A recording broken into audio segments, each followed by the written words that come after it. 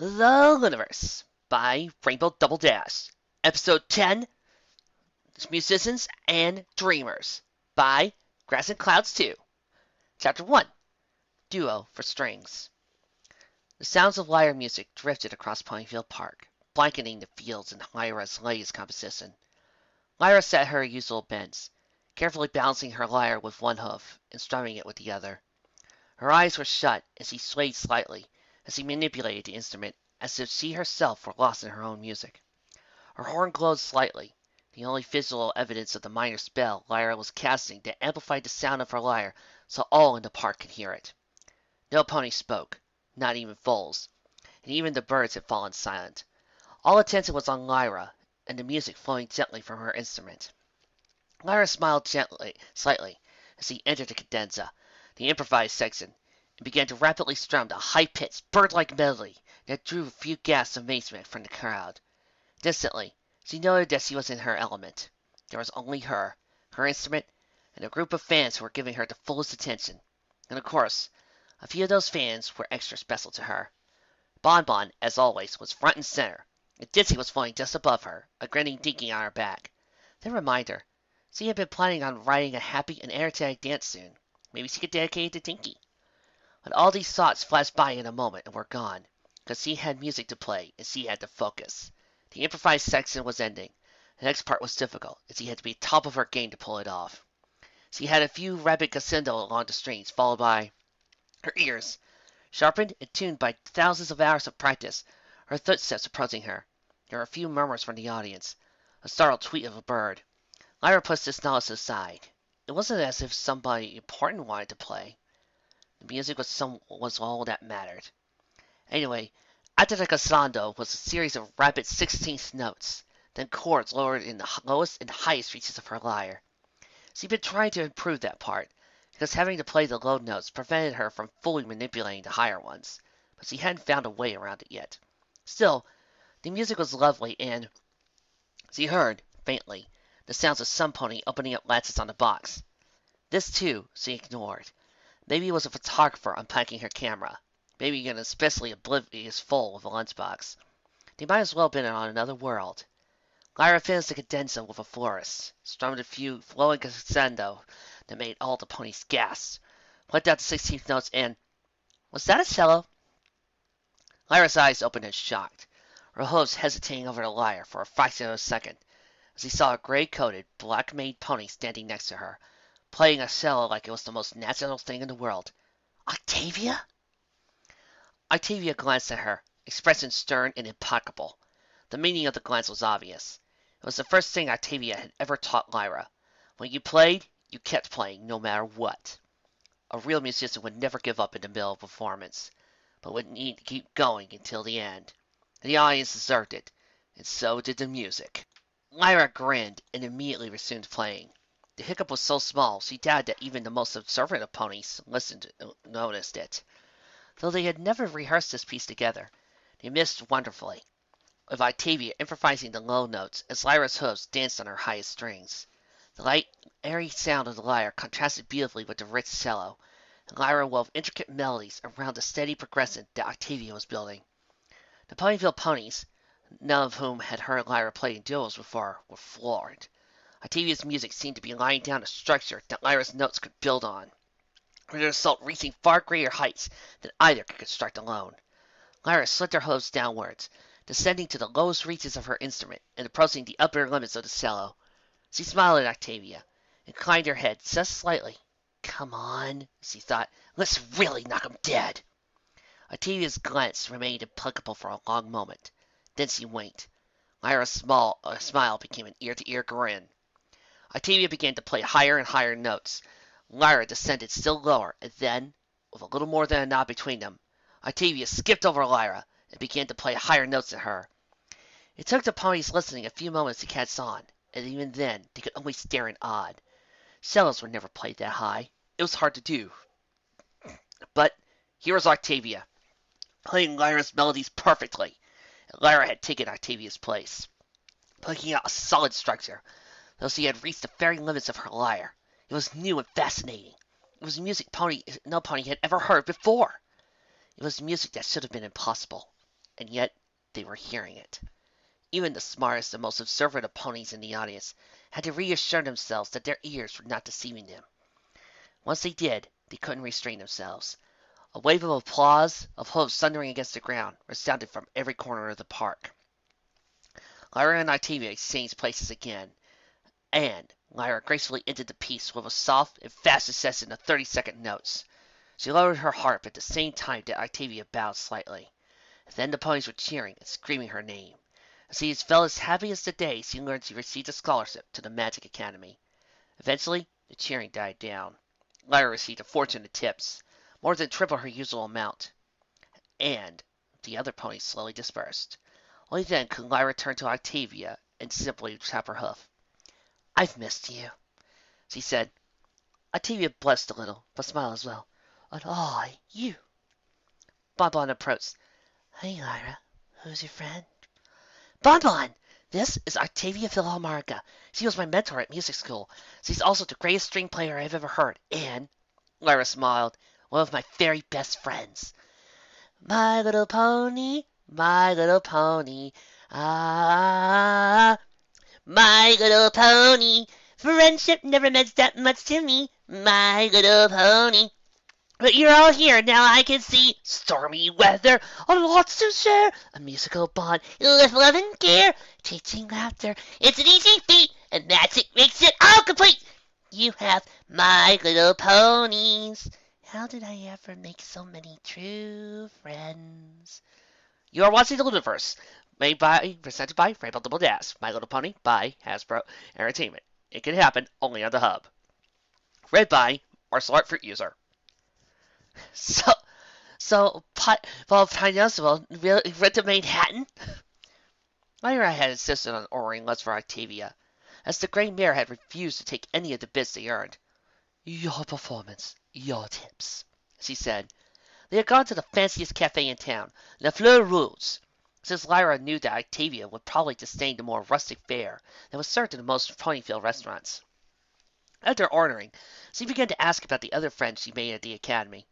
Bonbon was with them, but only in silence, allowing Lyra to catch up with her companion. "Yes, she had received an offer to play for the musical." Octavia daintily sipped her daffodil wine. "Personally, I think it's a very good move for her. She's always preferred harmonizing with a singer instead of solos. I'll have plenty of opportunity for that now. And yourself?" "Still a freelance musician," Octavia smiled. "Granted, my clientele tends towards counts and viceries, but I don't have a permanent appointment. Nobles with birthdays, weddings, even funerals fire me, and I perform for them. Nothing as prodigious as a full-time orchestra job, but it sounds amazing. You must get to meet so many important ponies." "A few here and there," said Octavia, smiling. "But Lyra, we've talked about me and our friends for the past 20 minutes. Why don't you think I want to know what's going on in your life?" "No, I couldn't," Lyra blushed. "Lyra, really, I appreciate that you respect my abilities, but you shouldn't idolize me. It's not like you're not worthy of discussion just because I'm in the room." Octavia took Lyra's hoof. "We're not just mentor and trainee anymore. We are friends. So please, tell me how have you been doing? I want to know, in particular, are you able to find suitable venues for your performance?" "You just saw one of them," said Lyra. "But yeah, I do get to ask to play at weddings and parties, that kind of thing. Quinceañeras too, especially for the richer families." "Good. A musician without an audience, without ponies to perform for, is just a dreamer. And, judging from her, a musician with an audience is a snorer." So Bonbon. "Hey!" Lyra giggled and nudged her. Octavia smiled. "And what else, besides your music? What else is happening in your life?" Lyra began to rattle off what had happened during the past few months, including moving in with Bonbon and dealing with several of the weirder minor cases that had hit Ponyville. "But at least it got that Griffith out of town, thank Luna.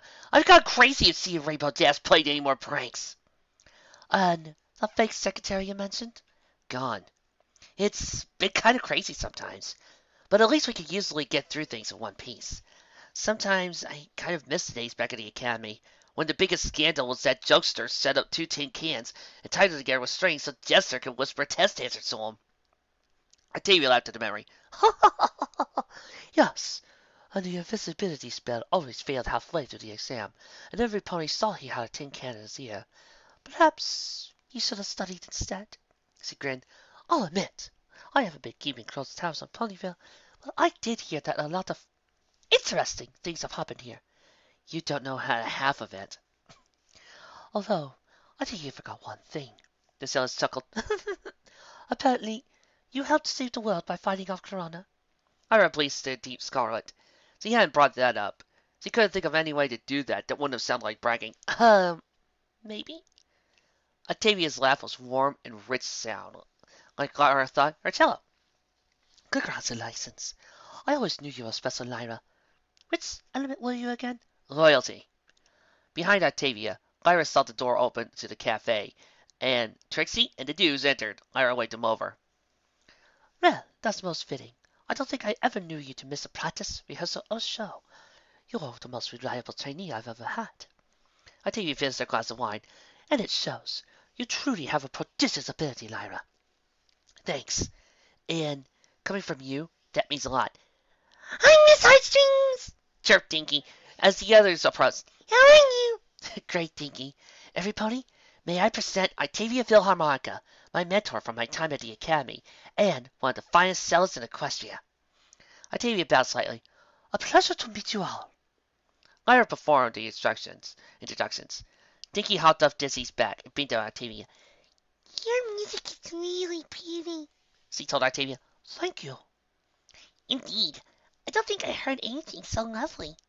Dizzy glanced between the two musicians. I don't suppose you have records. Octavia and Lyra both chuckled. Octavia said, Regrettably, I have not achieved that level of fame. I haven't produced a record since my days at the Academy, although, for friends of Lyra, I see no reason that the two of us could not, perhaps, put one together. Lyra nodded eagerly. Octavia continued saying, That is, if the town has the necessary facilities. Is there a recording studio? Dizzy smiled brightly. Final Scratches has one. I'll ask if you two could borrow it. Dinky smiled. Miss Philharmonica, how could you go to the Magic Academy if you are the unicorn? The Academy, in addition to the music scholarship, had a dual study program with students from my institution, the Canterlot School of the Musical Arts. We took some of the classes and trained with them, and they with us, said Octavia. Although I wasn't performing magic spells, I still was technically enrolled in their music program during my last 2 years of education. Trixie looked awkwardly at Octavia. Hello again. Miss Lunaverse. Octavia's voice seemed to be a little colder. How nice to see you again. Look, I'm sorry I caused that, incident with the Ice Palace. Were you able to fix your cello? Eventually. Lyra hesitated, not knowing what to say. Trixie was squirming, but then Octavia lowered her head. Nevertheless, any friend of Lyra's is a friend of mine. I forgive you, Trixie Lunamoon. Thus please, be careful around my instruments. They are extremely fragile. Of course, Trixie said, looking relieved. Unusually, she didn't even complain about Octavia using her last name. Thanks. Octavia waved this off, and Lyra grinned. Octavia's only in town for a few days, so I'm going to help her get her lodgings and get it unpacked. Can we meet up later? Dizzy nodded. Of course! Lyra helped Octavia balance the cello on her back, and they began to leave the restaurant. So, how's old Professor Eighth Getting on in years, but she can still say Dance of the Ursas better than any pony in Canterlot. Several hours passed, during which Octavia and Lyra reminisced and exchanged all manner of stories. Lyra found herself increasingly eager to visit Canterlot. So much was happening there on the musical scene that she could barely believe it. New venues, new musicians, and a new music competition Lyra was sponsoring. Luna was sponsoring with a 1,000-bit purse to the winner. Maybe she would enter, she thought. She probably wouldn't win, but she sure could put in a good showing. But after catching up, and after dinner, Octavia asked if she could have an hour to herself, so she could practice her scales. Lyra agreed, and opted to take a quick walk around the city. The sun was setting and casting a warm red glow over the fields and flowers of the village. Lyra smiled. Everything was beautiful. It was like music for the eyes. Hey, Lyra? Lyra turned. Oh, hi, Trixie. What's up? Trixie shrugged. Nothing, really. How's Octavia doing? She's fine. She really likes Ponyville. Lyra grinned. She says that I'm even better when she last heard me. She told me that she knows of a couple of groups that she can recommend me to. Trixie, do you realize how amazing this is? She's like one of the most famous sellers at Canterlot. Trixie nodded. Yeah, about that. Who does she usually play for? Nobility, I guess. Social events for the rich ponies and politicians. I think she played at the Night Court's gala one year. She's not quite at the level of giving Luna herself recitals, but give her a couple of years and she'll be the court musician. The court. Lyra frowned. Is something wrong? Lyra, how many ponies do you think know my last name? Oh, come on, Trixie. There's no reason to be embarrassed. I'm not embarrassed! But Trixie did look a bit flustered. Isn't it weird Octavia just knew it? We're not exactly friends. In fact, I don't think we've ever spoken. What does it matter? Maybe nothing, but... She studied up on me before coming here. Trixie, seriously. She might be planning something. If she deals with the court, they could be influencing her. Be careful, okay? Planning something? Trixie, she's a musician, not one of your night court enemies. Stop worrying. Lyra smiled. Wait, are you jealous? What? No, I'm... Trixie, just because I have another friend, one who didn't pressure me into a performance I didn't want to do, doesn't mean I'm going to abandon you. I'm the element of loyalty, remember? Trixie looked annoyed.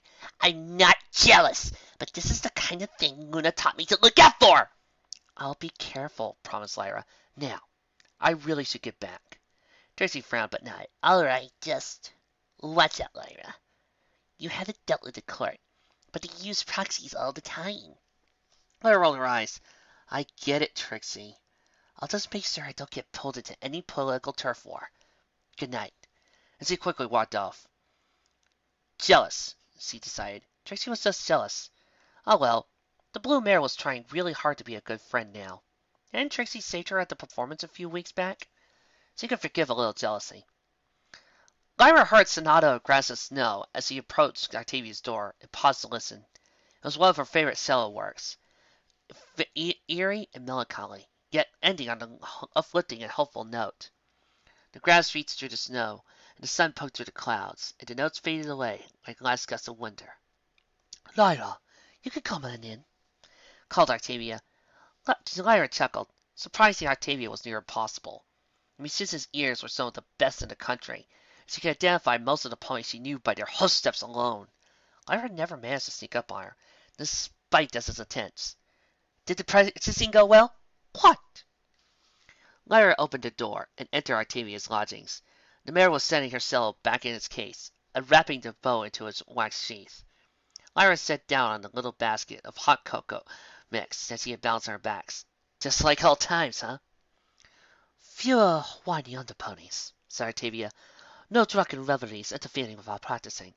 No whiny applicants to our quartet who think that their social lives are of a higher priority than perfecting the music they were playing with us. It wasn't so bad, teased Lyra. We had a lot of good times there, and admit it. That one weekend Tapani Tapper snuck in and hosted that huge party for all the string players was pretty fun. Every musician I rehearsed for was hung over for a few days, Octavia said crisply. My cello was scuffed. I myself have very little memory of the evening. I probably lost several hours of practice time and... But you had fun, interrupted Lyra. Octavia paused and smiled. Yes, I had fun. Lyra began to brew the hot chocolate as Octavia reclined on the couch. Anyway, Lyra, I have to confess that my visit here was not entirely for pleasure. There's something I want to talk to you about. Lyra wondered briefly if Trixie had been right. Yes? Octavia bent, graceful as always, and took an advertisement out of the pocket of her cell case. You are familiar, I trust, with the song Psycho-Extravaganza? Of course! Lyra nodded. Every 3 years, the Canterlot Symphony Orchestra spends 3 months playing with music with one particular theme and travels all over Equestria. I think last time the theme was nature, right? I remember you playing in one of the sections. Youngest ever to play the extravaganza, if I remember it right. I was then, but not anymore. Octavia slid the paper over to Lyra. Because this year, the theme of the music is Concerto Forte, the most famous lyre player of the classical era. Lyra stared. You You don't mean they need lyre players. After they selected me to be second Sarah, they asked if I knew any available ponies. I recommended your name. Lyra didn't know what to say. She ended up not saying anything. The conductor is a close friend of mine, and trusts my judgment. If you want a job, Lyra, you can. Lyra realized he was hugging Octavia. Thank you, thank you, thank you, thank you, thank you! This is the biggest musical event of the year! Thank you! Personal space! Gasped Octavia. Lyra received Octavia. I can't believe it. I never held a position in a full-time orchestra. Octavia held up a hoof. And, just in the days of school, Lyra quieted instantly. Believe it, said Octavia.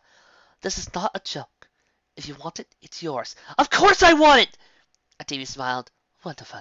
Come back to Canterlot with me. Pack all your bags and... All my bags? Lyra frowned. Canterlot's not that far from here. Will I be staying overnight? Well, during the extravaganza, there's concerts every night and rehearsal every morning.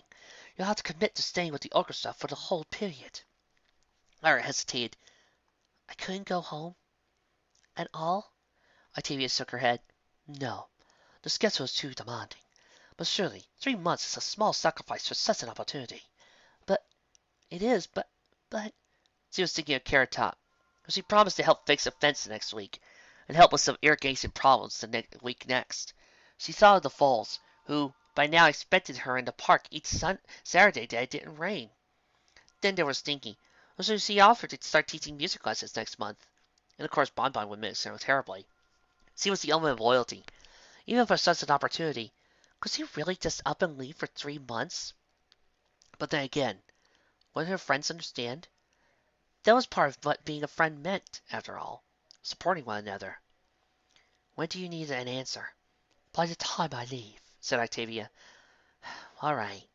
I'll see if I can clear my schedule. Lyra nodded. She could probably get things squared away enough that she could go performed. She'd make every effort to do so. Octavia nodded. Very well. Lyra poured her 2 mugs of the now finished hot chocolate. She added a few marshmallows and offered 1 cup to Octavia, then drank down for the silly grin. This was shaping up to be one of the best days of her life. Chapter 2. Dissonance. Of course you should go, Carrot Top said, looking surprised at the question. It sounds like an amazing opportunity. It was the next morning, and Lyra had made a list of all ponies he had obligations to over the next 3 months, and was circulating to town to talk to them.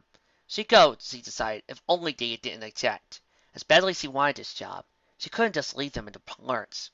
But Carrot Top, at least, seemed enthusiastic. Are you sure? She asked. I know I was supposed to help you fix your fence next week. Oh, don't worry about that. I'll take care of it. Who am I to keep you here? Carrot Top laughed. You just make sure to tell those Canterlot ponies there's more to Ponyville than apples, okay? Best class in Equestria, right here. You got it. Lyra laughed. You wouldn't be upset if we put off your lessons for a little bit, would you? Asked Lyra. I mean, I totally understand if you want to start them right away, but... Dinky tilted her head, carefully considering. Nope, she decided. Lyra smiled. Mama says it might make sense for me to study the basics before asking you for help, said Dinky. So I will. When you get back, I'll be all ready to go. With her telekinesis, she picked up a stick and began waving it around like she was playing a concert to Pony. My kiss! Lyra hugged Dinky. You are the sweetest little foal. Dinky giggled. Yep, it's what Mama says. Congratulations. Bonbon slipped up and embraced Lyra. Lyra, that's fantastic. I know, Lyra grinned. It's just, you really okay for me living for 3 months? I am. Of course, Lyra. I'm not going to stop you from pursuing your career. You'll write, right? Every day, promised Lyra. That's all I ask. Besides, even if you can't come see me, I can see the concerts, right? They've got to give some tickets to friends and family or the musicians. I'll go check with Octavia, but I guess that they do. Great. This could be a whole new chapter for you, Lyra.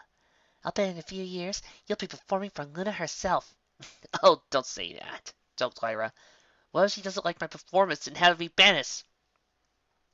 Then I will go with you. We will travel the world, defended by the force of our love and... Lyra was laughing too hard for Bonbon to continue. Was it really that cheesy? Lyra couldn't stop laughing enough to answer. Lyra sat on a park bench and looked at her list. Most of the names were checked off. Carrot Top, Dinky, Ditsy, Terrierly, Bonbon. All the ponies she had obligations had proven to be as supportive as she could possibly hope for. To a one, they had all told her to take the job. Lyra sighed in contentment. She could just see herself at the Canterlot Song Cycle Extravaganza, wearing the finest jewelry she owned, elegantly strumming her lyre with all the others.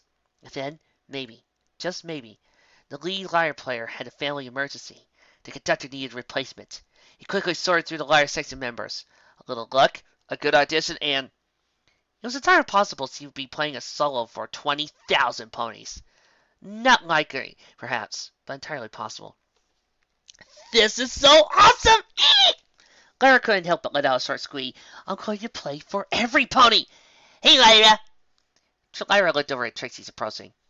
What's up, Trixie? Working on a new illusion spell. Do you want to... Whoa! Lyra jumped up and backed away. I'm all magicked out. If I ever get hit by another spell again, it'll be all too soon. That concert at Canterlot was beyond crazy! I was going to ask, since I'm stuck on this spell and taking a break, do you want to go grab a snack with me? It's almost 3 o'clock, so Barry's is open, and they have some good hay fries. Oh, well, that's okay then. Lyra began walking over to Trixie. I'm thinking... Wait, did you say 3? Yeah, it's almost 3. Why?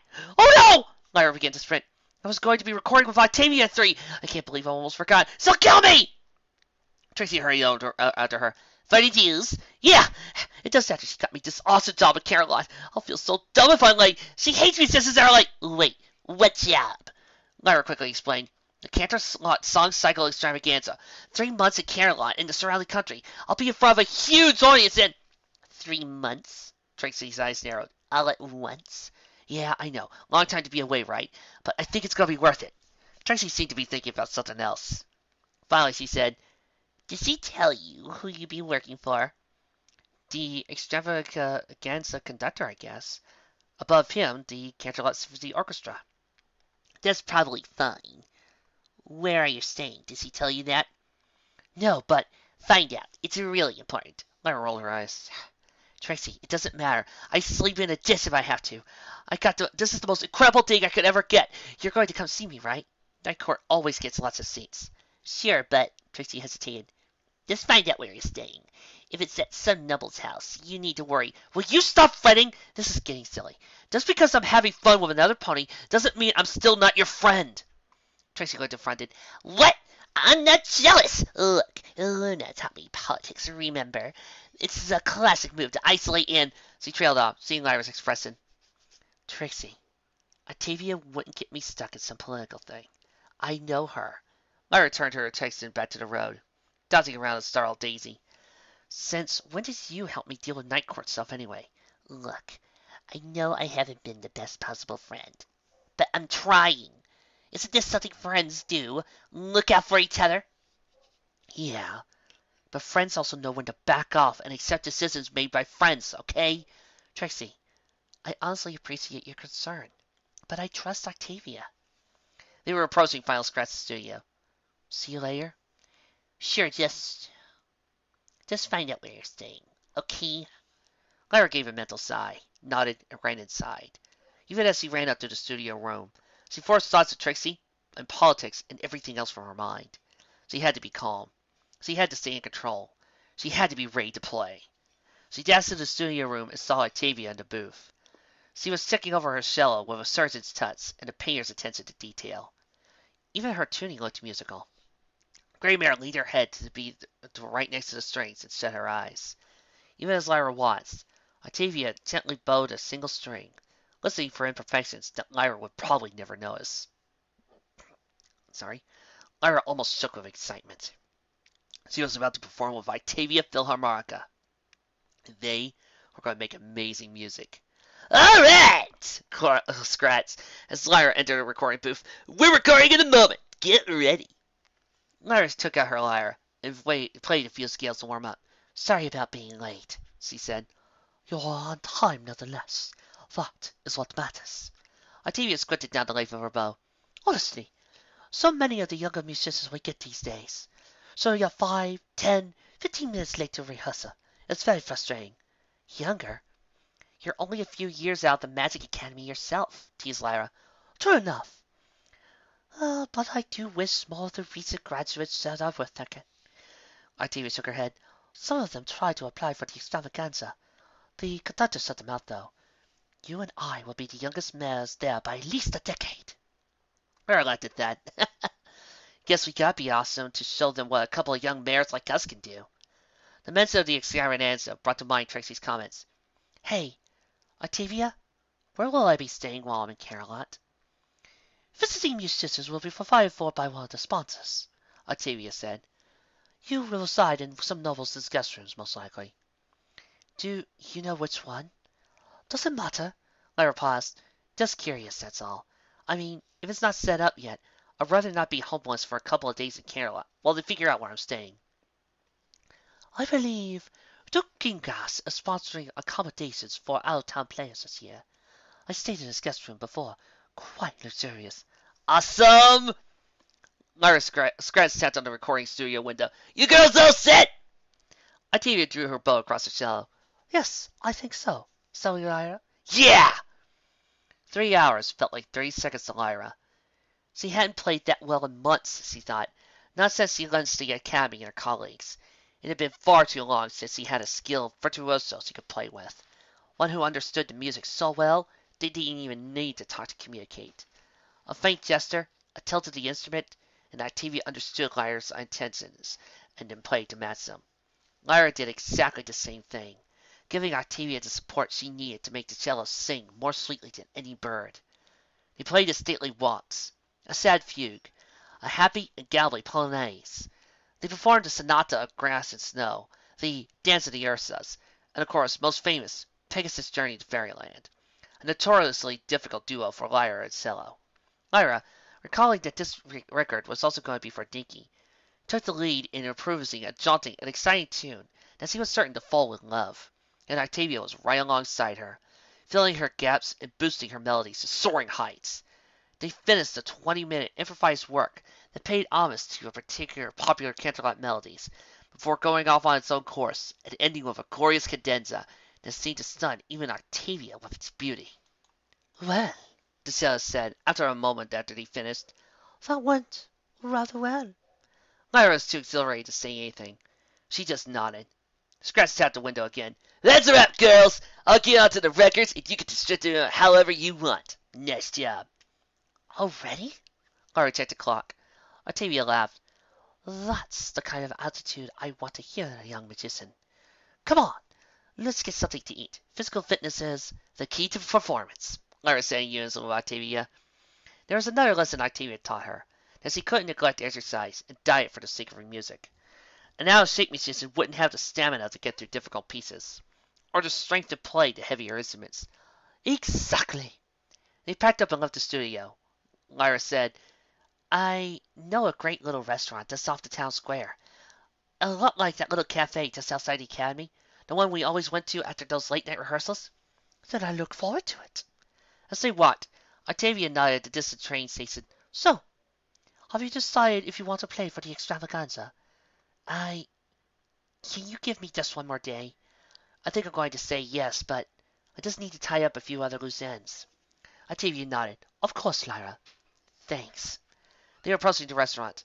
Now, I should tell you, the zucchini and pesto salad here is to die for. Lyra almost skipped home. It had been another spectacular day. Now she just needed to get squared away with a couple other ponies. Said, Lyra! Ah! Lyra jumped to see Trixie jumping out from behind a bush. On closer inspection, didn't really seem enough to conceal her. Have you been taking lessons for Piggy Pie? Ugh, no way. Anyway, did you find out where you're staying? Some pony named Duke Greengrass. I don't see why it matters. Duke?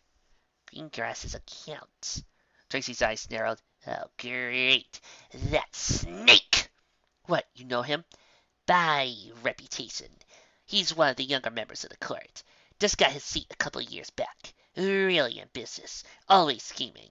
And he's young enough that, if he gets caught doing something out of bounds, he can just blame his own inexperience. Yes, it's working. If he's a duke now. She looked at Lyra. Yeah, this is good. If Greengrass is hosting you, he wants something from you. Trixie, I'm reasonably confident that a member of the Night Court is not going to send up some convoluted scheme for the purpose of getting a lyre player to perform in some concerts. In fact, I'm completely failing to see the political advantage here. Lyra sighed. This is ridiculous, Trixie. I'm trying to look out for you. I already told you, I don't need you to tick my gigs for political craziness. You don't know the Night Court! I know that Octavia would never do anything that would hurt me or get me involved in some weird political plot. Leave it alone, alright? Lyra frowned. Seriously, this isn't funny anymore. Stop it! She began walking away. Trixie scampered over to cut Lyra off. Just listen, okay? There's something really weird about all of this. She shows up out of nowhere and offers you this amazing job. It's not normal! I said, stop talking about it, Trixie! Light gleamed in the blue mare's eyes, as if she had an epiphany. You're the element of loyalty, she said. I notice. And Octavia and Greengrass want to isolate you from your friends for 3 months. So, maybe that's to weaken your elemental power, or... Exactly what evidence do you have that it works like that? I don't, but... And what is Greengrass supposed to do to ensnare me, exactly? Make me pinky swear to help him? I'm going to go, perform, and then come home. I don't live in his territory, and I really don't think he's going to try abducting one of the elements of harmony. Trixie paused. Look, I admit, I don't have all the details. Yeah, I noticed. The blue mare's eyes looked annoyed for a moment, but then her eyes gleamed again. What if I could offer you something better? This job is still just playing as part of a huge group, right? No solos. Lyra stared. Yes, but it's still the biggest performance in Equestria for the next 3 years. I mean, sure, solos are different, better whatever, than playing in a section, but unless they were solos in front of the Night Court members themselves, there's not much more than I can ask for than an extravaganza. Well, what if I could get you one of those? How? Trixie was talking quickly, a nervous smile on her face. Lyra tensed. She recognized Trixie's I'm going to manipulate a look. She was terrible at hiding it. Well, look at it this way. A lot of Night Court nobles want to see me screw up, because I'm Luna's student, see? So, I do a big flashy proposal for you to perform for them, and we totally undersell you, make them think you'll flop. They'll all support it, because they think I'm being stupid, and I'll humiliate myself. But then you play something awesome. They'll all hear you how great you are, and then you'll get everything you could from this extravaganza thingy and more. Yeah, that's a much better idea. Conveniently, this idea also makes you look great for nominating me. Hey, 2 things at once, right? Trixie smiled, as if Lyra had already agreed to her plan. Lyra growled, Trixie, setting aside that many of those nobles have already heard me play at a competition last month, with your horn, we'll stipulate it's hoof only, and pretend that you're not as good. Trixie! Saying that aside, it's not that simple. Working in the extravaganza will help me make connections with other lyre players, conductors, musicians in general, not just politicians, even if those are the only ponies you think are worth meeting. That's not what I meant! Octavia went out on a limb for me. She recommended me to the conductor, snapped Lyra. If I don't show up, then she looks bad. I'm the element of loyalty, remember? I'm not going to hurt my mentor like that without a better reason than, oh, the Duke might try something mean. So she's manipulating you, said Trixie, sounding triumphant, using your past friendship with her. No, Trixie.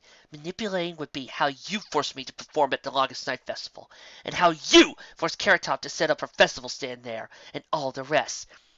Manipulating? Trixie shook her head. Lyra, manipulating would be me saying, I'm going to tell every pony that you've been booked at performances around Ponyville for the next few months, and if you don't show, it looks like you bailed on your contracts, and then no pony will hire but you. That be manipulating. They were both silent for a moment. Trixie triumphed, and Lyra in shock. The green mare could hardly believe what she heard. Did Trixie have any idea what she just threatened? A reputation as an unreliable flake will obliterate any hope Lyra had of playing professionally in respectable venues. No concert hall or event planner would want to take a risk of booking a pony that might not show up, not when there were hundreds of other musicians with impeccable records. Trixie had just threatened to ruin Lyra's career. Trixie seemed to have noticed Lyra's rapidly growing expressive pure rays. Okay, maybe that was a little far. Yes. Yes, it was. Lyra approached Trixie, her voice a low hiss. After all we've been through, that's still the first place your mind goes.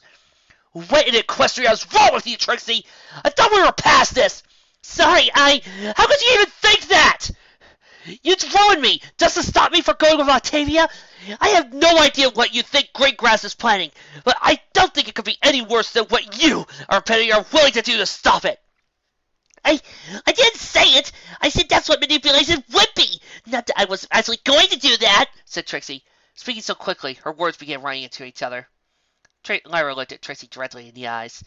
And if I had given you some indication your threat would work, you would have made it for real, right? Trixie gulped and seemed unable to speak for a few minutes. Okay, Lyra, I'll be honest. I won't say it didn't cross my mind, but I would never. Really. I'm trying to be better now. I wouldn't have. This is a great opportunity for me. You should be happy for me. But just because you're jealous if I'm with her, then I can't be in town to help you when you screw things up. Lyra hissed. It's not all about you, Trixie. After all the times I looked after you and helped you out, you can't support me in this one thing! This one thing! I'm just trying. Save it! You're a terrible liar! Lyra turned her back on Trixie. That you would even think of telling the world that I bailed on my contracts is... I don't even know! Goodbye, Trixie. Maybe when I get back from Canterlot, I'll see you again. Wait! I didn't mean it! But Lyra was already running off. Chapter 3. Variations. Why doesn't Lyra understand? Trixie knew the Night Court. She knew green grass. She never displayed any interest in the arts, except insofar as it gained him power. If Lyra could actually bother to listen to her for 5 minutes, she could explain this. But she wasn't listening. She was falling directly into Greengrass's trap. Trixie was trying to save herself, but she wouldn't let her. It was beyond frustrating. I need to stop her from taking that job, but she won't listen to me. I'll have to trick her somehow, or find somebody else to talk to her, or maybe get Octavia to slip up and reveal herself. But I have to do something. She wondered what her friends would recommend. Ditsy, who she knew, would suggest apologizing to Lyra, then asking her kindly to listen to her. But asking kindly hadn't worked, and besides, Trixie didn't think she had done anything wrong. She only brought up blacklisting Lyra hypothetically. If Lyra didn't know that Trixie wouldn't actually do it, well, that wasn't Trixie's fault. Apologizing was not necessary. But maybe the others can help. It's not 7:30. Canterlot might still be in her fields. I'll try her first. Lyra, is something wrong? Lyra couldn't help but let out a tired giggle as she approached Octavia's room. The Great Bear apparently knew her well enough that she could determine not only her identity, but her mood just by hearing her host's steps. That didn't surprise her. Yeah. Can I come in? Always. Lyra entered Octavia's room and sat down. How are you? Quite all right. Octavia pushed aside the sheet music she was examining. What is the matter? It's nothing, Lyra said, suddenly feeling reluctant to burden Octavia with her troubles. She began to regret coming to see her. It wasn't like Octavia had anything to do with Trixie. Lyra, really, I'm fine. Lyra, tell me. Lyra smiled slightly. Hey, I'm not your student anymore. I don't have to tell you anything. Lyra. Octavia's gaze was soft. I want to help you. Please, tell me what is upsetting you. Lyra nodded a little. Octavia helped her with so much in her life. She had earned Lyra's trust. And while Lyra didn't want to burn Octavia with her bad mood, the cellist clearly wanted to know. It's Trixie. She crossed the line. Octavia inclined her head. I see. It's been going on ever since you arrived. You want me to do what exactly? Trixie smiled. Come on, Carrot Top. We both know the Night Court's bad news. Help me convince Lyra to stay here. And why would I do that? Carrot Top frowned. She was standing by the broken fence that she had been repairing when Trixie had sewn up. This is a big opportunity for her. Yeah, to get ensnared by Greengrass. Who? Never mind. Look, she isn't listening to me. but she'll listen to you. Help me convince her to stay. That doesn't sound like Lyra. I've always known her to listen to other ponies. Canterlot paused. Did you say something to her that, made her not want to listen to you? No! Well, I mean, I kind of did, but she took it totally the wrong way, and... Canterlot shook her head. Trixie, unless there's some actual reason to believe that going to Canterlot will hurt her, I'm not going to stand in her way, all right? And if you made her mad, then you need to apologize. It won't do any good coming from me. It's not about apologizing. I need to convince her. The first might help in a second. And no, it won't. She wasn't listening to me even before she got all mad. Trixie turned around. Fine! If you won't help me, I'll find some pony who will. I'm just trying to help her. She ran off. Canterlot stared. That was weird. I've tried to be nice to her for a really long time, and I mean, it's not like she's heartless. She does care for other ponies. When she tried to save every pony with Corona returned, that was really brave. And when she helped get rid of the Ursa, and you know what I mean, I've seen her be incredibly kind. Octavia nodded. Yes. But sometimes she's just so selfish! And I think she really doesn't see me anything but some other stupid chess piece she could use to maneuver in the night court. And I know what's wrong with me. She took a rather forceful sip from the daffodil wine that Octavia had poured for her. I'm the element of loyalty. I'm supposed to be loyal to my friends. I should be more forgiving of Trixie. I mean, I probably wouldn't be much better if I raced in the night court, but I can't, and... Lyra, it's not your fault. From what you told me, Lua Moon has behaved abominably. You have every right to be angry. Lyra didn't say anything. Perhaps the song cycle extravaganza is coming at a good time then.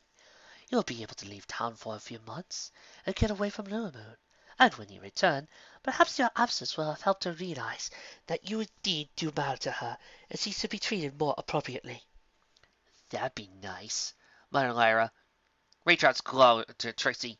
So, you hurt Lyra, and now you want me to fix it? No! I want you to help me help her! And if she doesn't think she needs help, I don't either. Look, I know these ponies. I know how dangerous. So tell her. She won't listen! Trixie realized she was starting to lose her temper, but couldn't help it. I'm trying, all right? I know, Lyra. She wouldn't ignore you if she didn't have good reason. What was the reason? That doesn't matter. The reason, Trixie. Trixie glanced. Look, I'm not saying I'm perfect. If you aren't going to give me a straight answer, I'm not going to help you, said Raindrops. She turned around. I'm behind on my paperwork, Trixie. I'm trying to help her! So you say. Trixie wanted to scream at Raindrops, but she forced herself not to. She had no desire to get another buck to the jaw. Instead, she suddenly turned around and began to run off.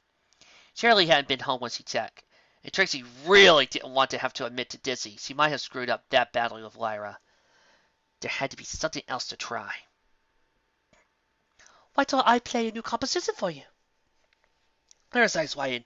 Oh, you don't have to do that. I mean, we were just playing for 3 hours and...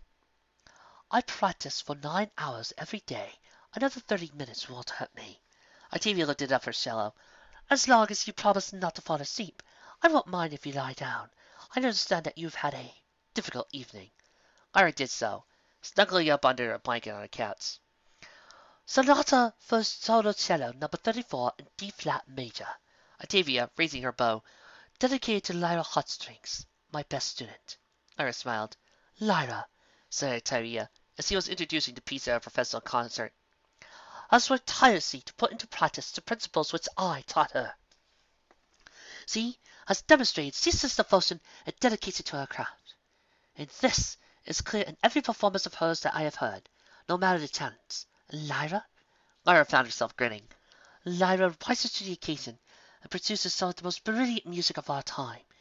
She is everything one could hope for in an apprentice. Octavia bowed her head, then brought up her bow to begin to play. Okay, muttered Trixie. What if I track them in town until that stupid thing starts? She galloped into the downtown area. Though she was starting to tire, she wasn't going to stop. She was going to save Lyra, even if every pony in town was against her. She would save Lyra, and they all had to admit she was right. I can probably get the train station to close for a few hours on some pretext, but then Luna will probably get mad at me, muttered Trixie, and that won't be long enough anyway. Maybe an illusion of a broken track? No, they'll try fixing it right away, and they'll figure out it's fake. She glanced at the little Dale. Maybe I could have Octavia arrested, or detained or something. But would that be enough to stop Lyra? Lyra might go to Canterlot without Octavia. Of course, Trixie could have Lyra arrested. Well, she probably could figure out a way to do that. But she had a feeling that Lyra might not ever forgive her for something like that, no matter how much better it was than the alternative. Wait! Lyra was the element of loyalty. All Trixie had to do was come up with something Lyra would feel obligated to stay in town and do instead of going to the stupid concert. Some dumb task. It wouldn't have to be hard or onerous. Just something that would occur during the 3 months of the concert, like... Her gaze fell on the town hall, and a little bulletin board about coming events. Smiling, Trixie trotted over to the board. Surely, there was something on there Lyra could help with. Octavia's sonata was one of the most relaxing pieces Lyra had ever heard. Melody seemed almost like a fine mist, gently flowing stream of notes that enveloped her and drained her tensions. The harmonies were beautiful, yet subtle, calling to her attention and diverting her focus from her cares without being overt or obnoxious. The more it listened, the more distance she felt, until it was like her mind was resting on a bed of music, and her tired body was far below her. She didn't know when the piece was over, but she knew she regretted it wasn't longer. She felt like she could listen to it forever. That was so beautiful, she murmured.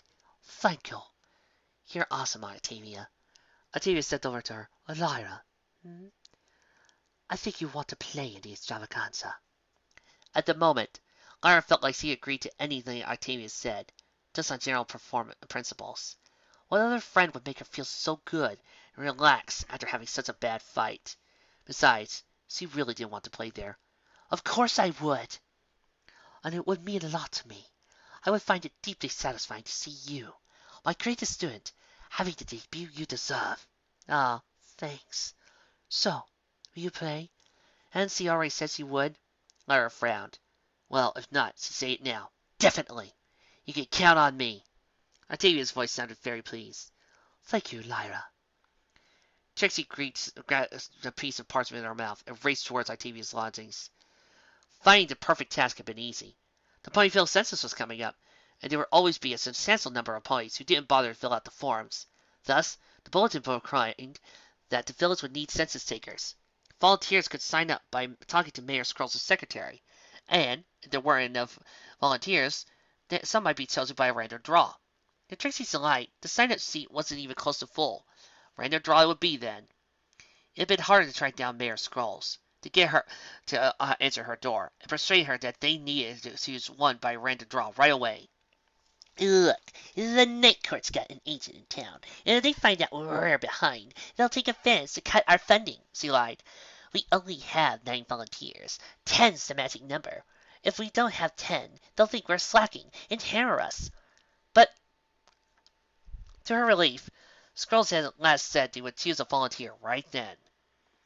Any competent magician knew how to make a pony think they were choosing a name at random, while actually directing them towards some predetermined outcome.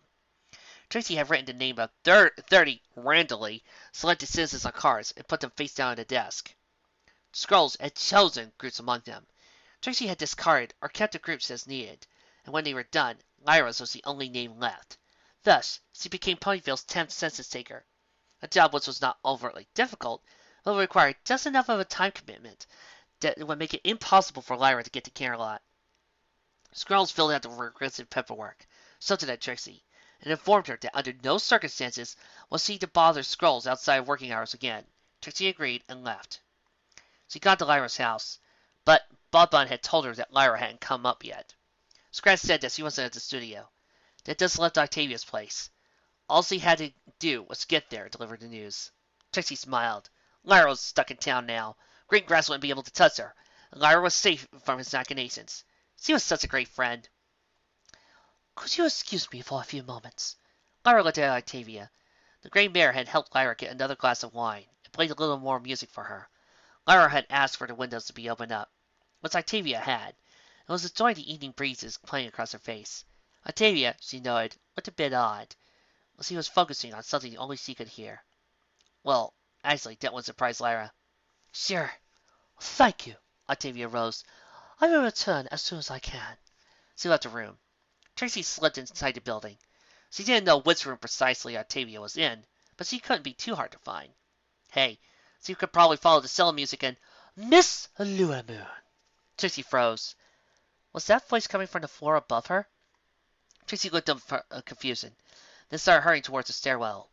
Before she could get there, the door opened and Octavia stepped out. Trixie froze, and the two stared at each other for a moment. Trixie then tucked the paper into her salad bag so she could talk. How did you know it was me? I heard you walk in. You heard footsteps downstairs from your room? I have good ears. And you recognized me from my footsteps? You have the most elegant gait I have ever heard. It is quite memorable. Octavia shrugged. This is my private room, and you are not welcome. Lyra has made it very clear she does not wish to see you, and I will respect her wishes. If you try to force your way inside so you can bother her, I will stop you. Her eyes narrowed. I will not let you aggravate her further. Trixie scowled. Okay, this would be harder than her thought. Well, no matter. She could just get around the Celis. Octavia was a musician. It wasn't like she had any combat training. Her horn glowed as he cast an invisibility illusion over herself. She smiled as Octavia's eyes widened. No doubt the Celis would start freaking out over not being able to see her foe. She slipped to Octavia's left, then began running around to her. Octavia bucked her in the side. It didn't look like Octavia was trying to land an especially hard blow. Certainly, the musician didn't even notice the exertion, but it was still enough to send Trixie flying to a wall. Her head rang. Her invisibility spell fizzled out. How? She demanded. How did you know where I was? I can hear you, was the response. Hey! Trixie got back to her feet and glowered at the elite Celis, who seemed completely unperturbed. Just a lucky shot. Octavia said nothing. Trixie turned invisible again, this time focusing harder, making herself inaudible too. This drained a lot of her energy, but when she was done, no sound would be able to move past her or through her. Now that blasted musician wouldn't be able to see or hear her. Trixie could get around to Octavia, talk to Lyra, and get this whole stupid thing done with. Octavia began to hum. Trixie stared. What in Equestria was she doing? It didn't matter. She still had to talk to Lyra. She began to arrow around Octavia again, going for the door. And Octavia bucked her again. When Trixie managed to get up, the world stopped spinning. She saw that Octavia had opened her saddlebag, once it had been sent flying by the kick, and was looking at their census form. Oh, I see. How? It wasn't a demand this time. It was a plea. Octavia smiled thinly. If I could hear an echo from every part of the room, except for one spot, then something or some pony is in that spot and blocking sound. Trixie stared. She felt too dizzy to stand up again. Since when does the town representative act as courier for the mayor? Mused Octavia. It is quite a coincidence that Lyra was selected for this duty now, of all times. I find it more likely that you forged the document as part of your jealous scheme to keep her here. She put the form on the ground and began to carefully rip it with her hooves. I see no reason to suspect her to your lies, Silver Moon. Not lies, Trixie hissed. I know that you and Greengrass are up to something. I won't dignify that with a proper response. Trixie wanted to get up and try again, but even disregarding her dizziness, she had no idea what to do. How did she get around an opponent to confine you even when you were invisible and inaudible? Octavia finished trying to form. Good night, little moon. Do not bother me again. She returned upstairs. Trixie could only stare, wait a few minutes to recover, and slink out in disgrace. It was over, Trixie thought. She lost. She didn't have any proof anymore that Lyra was needed in town, so Lyra wouldn't believe her. Hey, at this rate, she probably wouldn't even care that Trixie still had her proof. Octavia wouldn't have dared to attack her unless she had been confident that Lyra would take her side. And Trixie thought Octavia had actually been defending her room from an intern. Trixie wouldn't even go to the police about this. So, now what? I go back home and write Luna and tell her I failed, she thought bitterly. Failed again. Lyra goes to Canterlot. so he could visualize Greengrass meeting Lyra. Something short and slightly fat, with a red mane and a large red X for a cutie mark. The Duke was a memorable figure. Greengrass would welcome her generously, wine and dine her. He'd befriend her, cajole her, and bamboozle her until she agreed to do whatever he wanted. And then he would wait, and a month or a year later he used her. If his plan worked, Duke Greengrass would get another promotion, or a raise, or more land, or whatever he wanted. And Lyra? Well, Greengrass had been known to say he didn't pay much attention to the fate of obsolete tools. She would picture the last few nobles that had worked with Greengrass. She could picture them easily, because they tended to make the papers when they went to prison, into exile, or to obscure positions and posts at the end of the world. Greengrass was bold and audacious, so to every pony had seemed to underestimate him. And yet, strangely, it was never that he took the fall for his actions. Trixie could easily see Lyra being jailed for treason, or barred from ever setting foot in Equestria. But there's nothing I can do. I've tried everything I know. I'm still too weak. Sorry, Lyra, she muttered. I really tried. I'm sorry. Right, apologizing. She remembered again that Raindrops and Carrot Top had told her to apologize. She didn't want to, though. It felt it wouldn't do much good. She'd been in the right after all. No, forget that thought. Lyra's life was at stake here. Trixie was not going to let her get hurt because of pride. Who cared was in the right? Trixie would swallow her pride and ask for Lyra's forgiveness. And for her to listen to Trixie, it was the only option left. She began walking to Lyra's house. The musician had to go home at some point. Trixie would wait for her there. She'd wait, and then beg for Lyra's indulgence. As she nailed, that would probably be it for Lyra Heartstrings.